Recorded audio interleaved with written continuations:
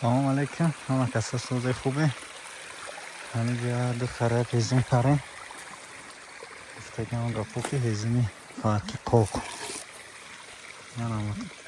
فرق کوک هکی پوست شایتانه شده شده اینجا خرامه دوام گرفته سیان هزمو را بور میکنیم و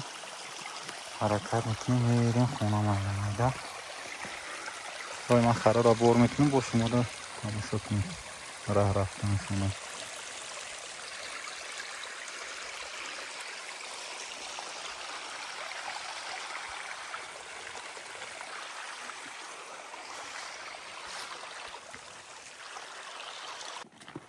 خرا را بور کردیم راه ده اومده سیم اکر راهوی وایرون از جره کم کمی بور میکنیم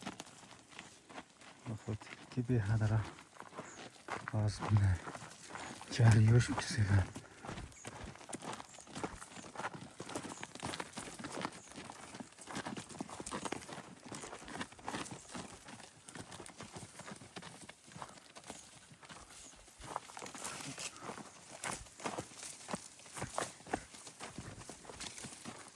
جوش ده حرک بستگی که راه شوا خرد بزن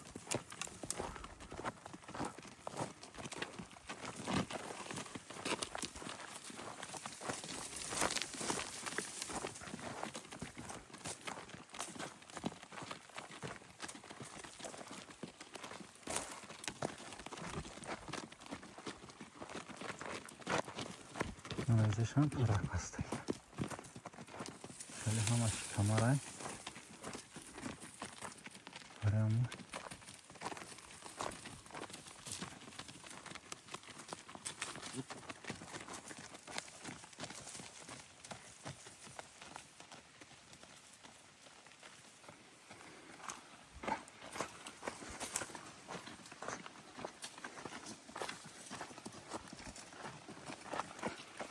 اینجا جوره که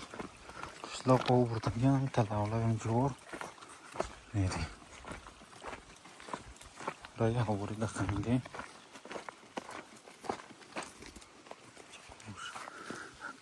سوز میکنیم